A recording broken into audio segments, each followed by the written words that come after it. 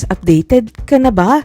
Kaya di raw gumagaling sa sakit. Rudy Baldwin kay Chris, di doktor ang kailangan. Samantala, nakapanayam ni OG Diaz ang tinaguriang visionary na si Rudy Baldwin dahil nagkatotoo raw lahat ng nakikita niya at sabay post sa kanyang social media account. Isa-isang binanggit ni Rudy ang mga nakaganapang sakuna na nangyari sa ibang bansa tulad ng Saudi Arabia, Japan, Hong Kong, Taiwan, Singapore at Malaysia.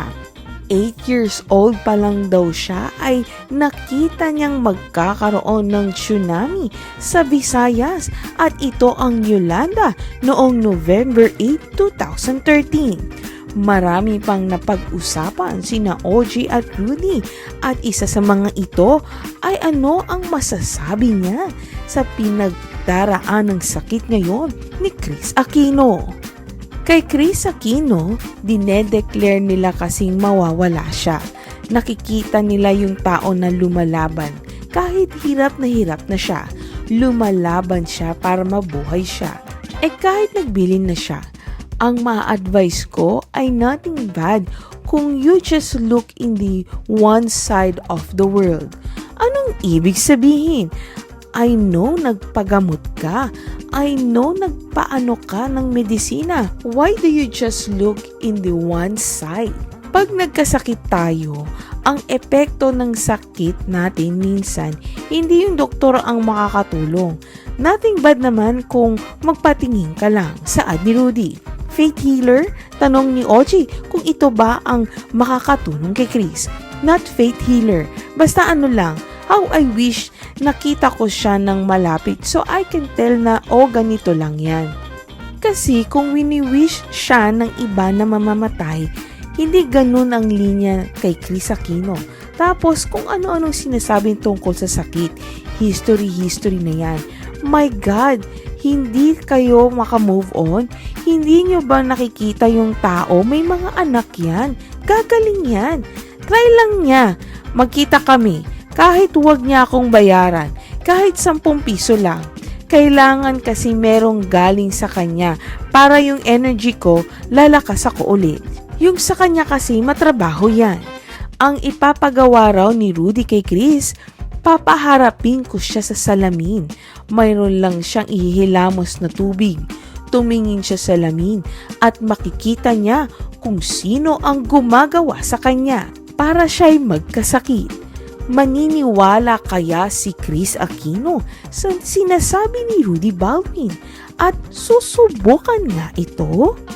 Samantala, nakapanayam ni OG Diaz ang tinaguriang visionary na si Rudy Baldwin dahil nagkatotoo raw lahat ng nakikita niya at sabay post sa kanyang social media account.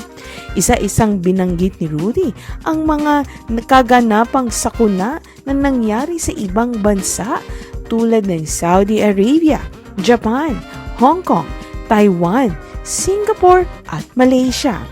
8 years old pa lang daw siya ay nakita niyang magkakaroon ng tsunami sa Visayas at ito ang Yolanda noong November 8, 2013. Marami pang napag-usapan sina OG at Rudy at isa sa mga ito ay ano ang masasabi niya sa pinagdaraan ng sakit ngayon ni Kris Aquino.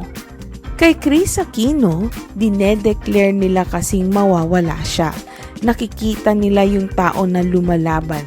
Kahit hirap na siya, lumalaban siya para mabuhay siya.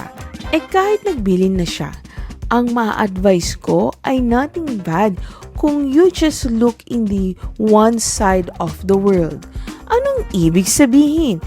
I know nagpagamot ka. I know nagpaano ka ng medisina. Why do you just look in the one side? Pag nagkasakit tayo, ang epekto ng sakit natin minsan, hindi yung doktor ang makakatulong. Nothing bad naman kung magpatingin ka lang. Saad ni Rudy.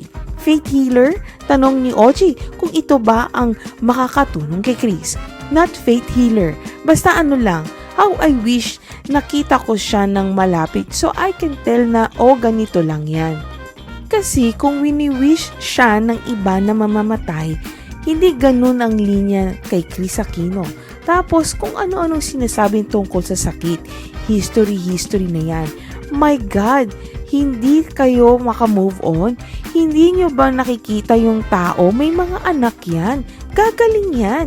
Try lang niya. Magkita kami. Kahit huwag niya akong bayaran. Kahit 10 piso lang. Kailangan kasi merong galing sa kanya para yung energy ko lalakas ako ulit. Yung sa kanya kasi matrabaho yan. Ang ipapagawa raw ni Rudy kay Kris, papaharapin ko siya sa salamin. Mayroon lang siyang ihihilamos na tubig. Tumingin siya sa salamin at makikita niya kung sino ang gumagawa sa kanya para siya'y magkasakit. Maniniwala kaya si Kris Aquino sa sinasabi ni Rudy Baldwin at susubukan nga ito?